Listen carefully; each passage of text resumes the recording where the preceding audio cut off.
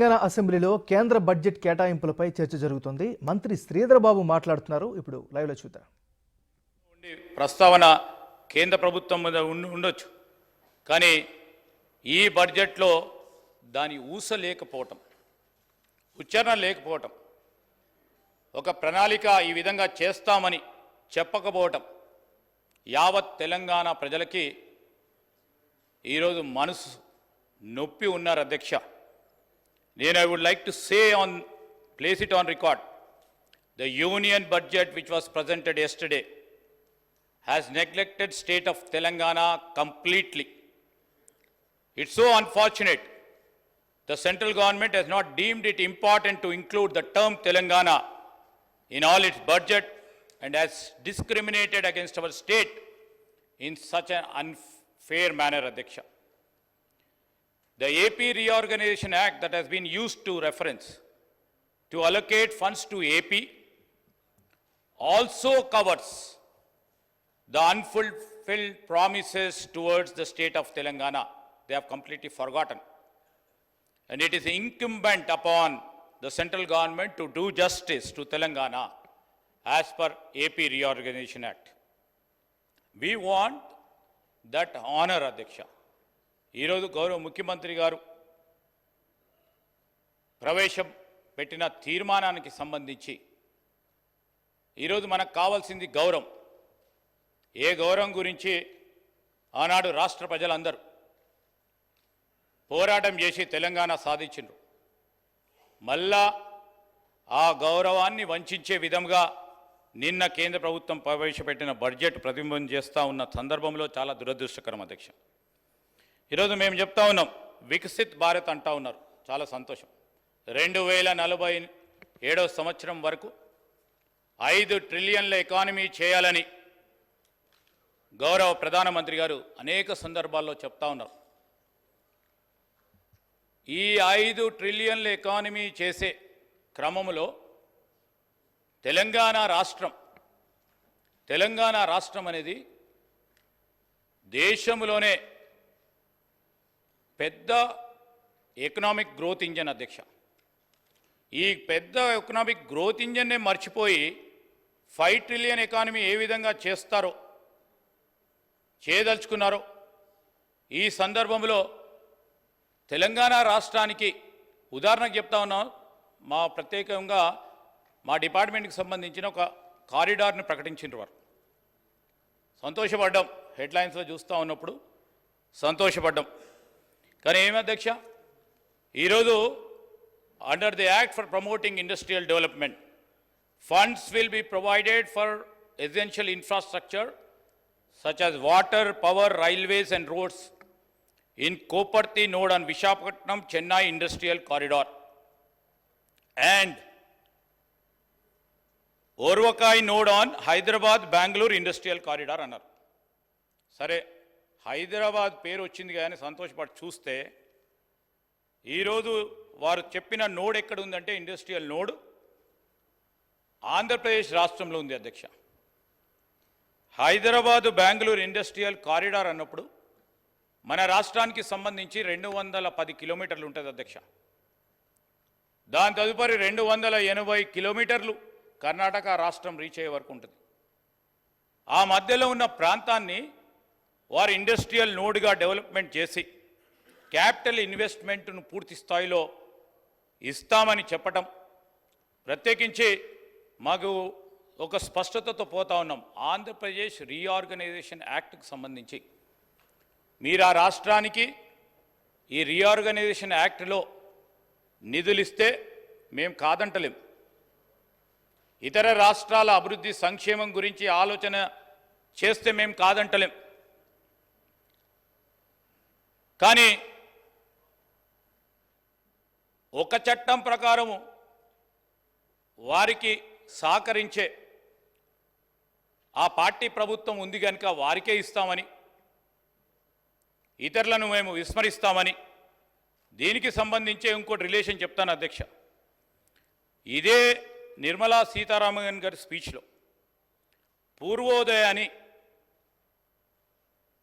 ఒక ప్రణాళిక తీసుకొచ్చారు. ఏమన్నారు? బీహార్ రాష్ట్రానికి సంబంధించి we will formulate a plan, Purvodaya, for all-round development of the eastern region of the country, covering Bihar, Jharkhand and other, to make these regions an engine to attain Vikasit Bharat. నేను గౌరవ సభ్యులను అడుగుతా ఉన్నాను, we have potential to become the greatest economic engine for this country. Why the central government is looking down? So ఈ విధంగా చెప్తా ఉన్నప్పుడు అధ్యక్ష, మీరు ఒకసారి చూస్తే రోడ్ కనెక్టివిటీ ప్రాజెక్ట్స్ విషయంలో చెప్పారు, పవర్ ప్రాజెక్ట్స్ విషయంలో చెప్పారు, బీహార్ రాష్ట్రానికి సంబంధించి కొత్త ఎయిర్పోర్ట్లు, మెడికల్ కాలేజెస్, స్పోర్ట్స్ ఇన్ఫ్రాస్ట్రక్చర్కి సంబంధించి అటు బీహార్లో చెప్పారు. ఈరోజు మేము ఎందుకు చెప్తా ఉన్నామంటే, హైదరాబాద్లో తప్ప విమానాశ్రయం అనేక సందర్భాల్లో ఈ రాష్ట్ర ప్రభుత్వం కోరినప్పటికీ కొత్త విమానాశ్రయాలకి పూర్తి స్థాయిలో పర్మిషన్ ఎందుకు ఇవ్వలేదు? హైదరాబాదులో ఉదాహరణకి ఆ విమానాశ్రయం ఏదో కారణం చేత 1 గంటనో 2 గంటలో ఒక రోజు క్లోజ్ చేస్తే ఎంత ఇబ్బంది జరుగుతుందో మన రాష్ట్ర ప్రజలకు కానీ, మన రాష్ట్రానికి వచ్చే ప్రజానికానికి కానీ. ఈరోజు ఇతర రాష్ట్రాలు చూడండి, ఆంధ్రప్రదేశ్ రాష్ట్రానికి సంబంధించి అనేక ఎయిర్పోర్ట్స్ ఉన్నాయి, కాదంటలేం. మనం చేసి ఉండొచ్చు, కొత్తగా వచ్చి చేసే ప్రయత్నంలో కూడా ప్రయత్నం చేస్తుండొచ్చు. ఈరోజు పూర్వోదయ అనే స్కీమ్లో మీరు బీఆర్కు సంబంధించి లేకుంటే ఇటు ఆర్గనైజేషన్ ఏపీ రీఆర్గనైజేషన్ యాక్ట్ని అడ్డం పెట్టుకొని కేవలం ఒక రాష్ట్రానికే మేము మేలు చేస్తామనేది సరికాదని చెప్పడానికి ఈరోజు మనం ఈ వేదిక ద్వారా వారికి తెలియజేయడానికి ప్రయత్నం చేస్తా ఉన్నాం అధ్యక్ష. ఈరోజు ఏపీ రీఆర్గనైజేషన్ యాక్ట్ పారా 33లో కేంద్ర మంత్రివర్యులు నిర్మలా సీతారామన్ గారు చెప్పారు, ఫైనాన్షియల్ సపోర్టు దాదాపు 15,000 కోట్ల రూపాయలు చేస్తామని చెప్పారు.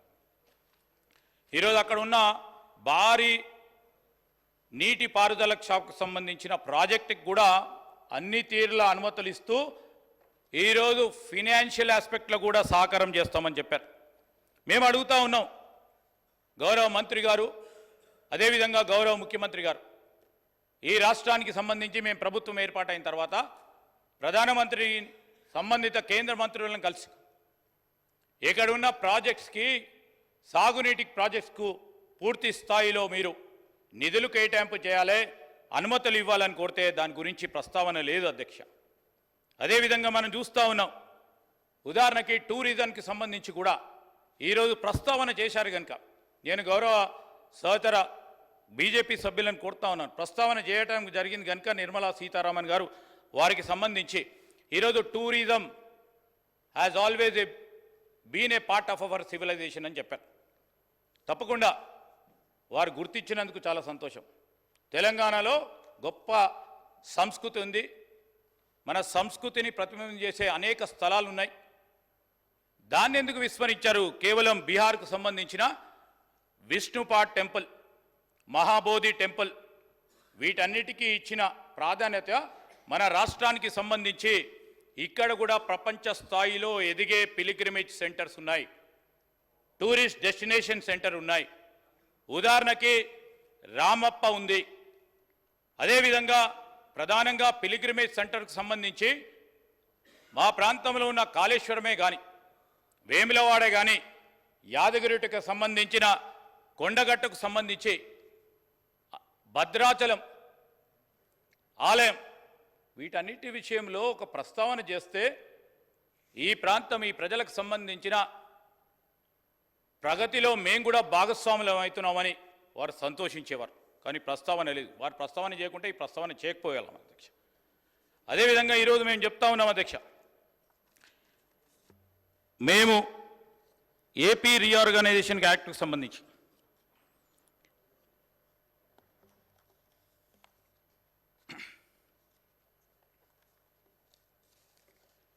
ఏపీ రీఆర్గనైజేషన్ యాక్ట్కి సంబంధించి అధ్యక్ష, దీంట్లో ముందుకు వెళ్తా ఉన్నప్పుడు ఇంతకుముందు చెప్పినట్టు 33 ప్రధానమైన హామీలతో అనేక డిపార్ట్మెంట్స్కి సంబంధించి యూనియన్ బడ్జెట్లో రిఫ్లెక్ట్ కానీ గత 10 సంవత్సరాలుగా పరిష్కారం కానీ గత 10 సంవత్సరాలుగా కేంద్ర ప్రభుత్వం నిర్లక్ష్యం చేసిన అనేక అంశాల విషయంలో ఈరోజు ఎన్డీఏ గవర్నమెంట్ నీతి ఆయోగ్ అని 2015లో ప్లానింగ్ కమిషన్ సంబంధించిన అనేక అంశాలను పక్కన పెట్టి వారు ఒక కొత్త ప్రణాళిక ఒక కొత్త సంస్థను స్థాపించడం జరిగింది. సో ఏమన్నారు అధ్యక్ష? To involve states in decision making and promote cooperative federalism. అధ్యక్ష, కోఆపరేటివ్ ఫెడరలిజం అంటే ఏంది? రాష్ట్రాలన్నీ కూడా కలుసుకొని కేంద్రానికి సంబంధించిన ప్రగతిలో భాగస్వాములు కావాలి.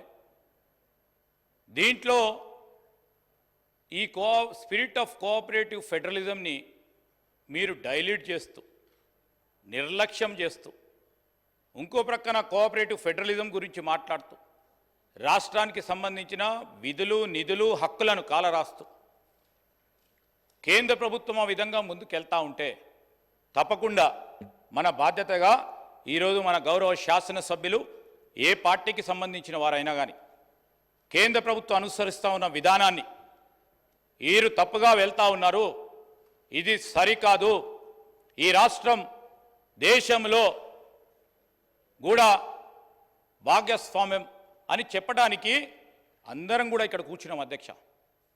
ఈరోజు మేము కాదు అంటే ఈ రాష్ట్రానికి సంబంధించిన ప్రజలకు సంబంధించిన అంశం విషయంలో మేము ముందుండడం లేదు అని అంటే మీరు ఒక్కసారి ఆలోచన చేయమని కోరుతా ఉన్నాను అధ్యక్ష. అదేవిధంగా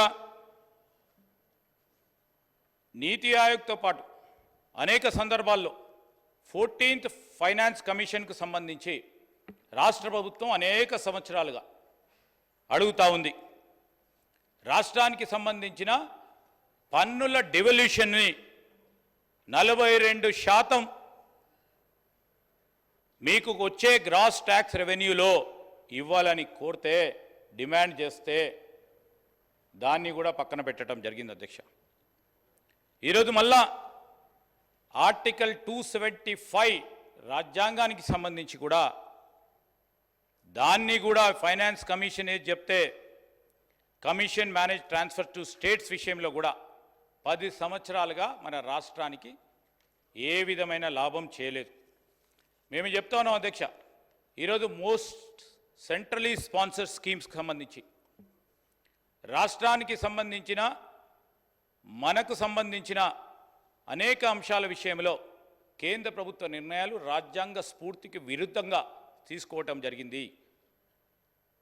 ఇదో మీరు ఎంతవరకైతే రాష్ట్రాన్ని అన్ని రాష్ట్రాలను బలంగా వాళ్ళని ఎంపవర్ చేసి ముందుకెళ్తారో వికసిత్ భారత్ అనేది అసాధ్యం. ఈరోజు ఇండియాని సెల్ఫ్ సఫిషియెంట్ గ్లోబల్ మ్యానుఫ్యాక్చరింగ్ హబ్గా చేయాలంటే మీ వికసిత్ భారత్లో తెలంగాణని మీరు ఇతర రాష్ట్రాలతోని ముందుకు తీసుకెళ్ళకపోతే వికసిత్ భారత్ సాధ్యం కాదని మా అభిప్రాయం అధ్యక్ష. ఈరోజు మీ సెంట్రల్ స్పాన్సర్డ్ స్కీమ్స్లోని కానీ ఇంటరిమ్ బడ్జెట్కు సంబంధించిన ఆ అంశంలోనే కానీ ఈరోజు మళ్ళా మనకు సంబంధించిన tax incentives and industrial development విషయంలో కానీ పవర్ యూటిలిటీ పేమెంట్స్ విషయంలో కానీ గత 10 సంవత్సరాల నుంచి అనేక సందర్భాల్లో రాష్ట్ర ప్రభుత్వం కోరుతా ఉన్న ఏదైతే పవర్ డ్యూస్కు సంబంధించి కానీ ట్రైబల్ యూనివర్సిటీ ఇన్ తెలంగాణకు సంబంధించి మరి AP reorganisation act mandates the establishment of Telangana University in Telangana, Tribal University in Telangana. ఈరోజు దాని విషయంలో కానీ ఓవరాల్ బడ్జెట్ అసెస్మెంట్ విషయంలో కానీ ఈరోజు నష్టం జరిగిన మాట మనం అందరం కూడా చూస్తూ ఉన్నాం అధ్యక్ష. ఏపీ రీఆర్గనైజేషన్ యాక్ట్ 2014కు సంబంధించి ఈరోజు మనం ఏ విధంగానైతే ఆ యాక్ట్కు సంబంధించిన షెడ్యూల్స్ 9 and 10కు సంబంధించిన అంశాలు కానీ లేకుంటే సెక్షన్ 93 ఆఫ్ రీఆర్గనైజేషన్ యాక్ట్ కానీ, అదేవిధంగా division of organizations under schedule 9 and 10 విషయంలో కానీ, సెంట్రలీ స్పాన్సర్డ్ స్కీమ్స్కి సంబంధించి ఆ నిధులు కేటాయింపుల విషయంలో కానీ, అనేక అంశాల విషయంలో అధ్యక్ష, కన్స్ట్రక్షన్ వర్కర్స్ విషయంలో కానీ, ఈరోజు మేము చెప్తా ఉన్నాం ఎక్స్పెండిచర్ చేసిన అంశాల విషయంలో కానీ, బ్యాక్వర్డ్ డిస్ట్రిక్ట్స్ సంబంధించి ఈరోజు తెలంగాణ యావత్ అంతా కూడా మొత్తం కూడా ఆ బ్యాక్వర్డ్ డిస్ట్రిక్ట్స్లో పెట్టకుండా చాలా అనేక ప్రాంతాలు ఇతర రాష్ట్రాలకు సంబంధించి మరొక్కసారి బ్యాక్వర్డ్ డిస్ట్రిక్ట్స్లో వారు ప్రస్తావన చేయటం, నిర్మలా సీతారామన్ గారు ప్రస్తావన చేయటం, మన రాష్ట్రానికి సంబంధించి అనేక వెనుకబడిన జిల్లాలు ఉన్నాయి. ఇప్పటికి కూడా మనం ముందుకు తీసుకెళ్లాల్సిన అవసరం ఉంది, ప్రాధాన్యత ఉంది. ఆదిలాబాదే, భూపాల్పల్లి కావచ్చండి, ఈరోజు ఖమ్మం భద్రాచలం సంబంధించి కాదు, మహబూబ్ నగర్ కొన్ని ప్రాంతాలకు సంబంధించి ఈరోజు ఈ వెనుకబడిన జిల్లాలకు సంబంధించి స్పెసిఫైడ్గా మీరు మెన్షన్ చేయకపోవటం, అంతఃపూర్వకం ఉన్న వెనుకబడి జిల్లాలకు సంబంధించిన ఇన్స్టాల్మెంట్స్ 2019, 20, 21, 22, 23, 24 సంబంధించి ఇన్స్టాల్మెంట్స్ కూడా ఈ రోజు వరకు కూడా రిలీజ్ కాకపోవటం చాలా బాధాకరం.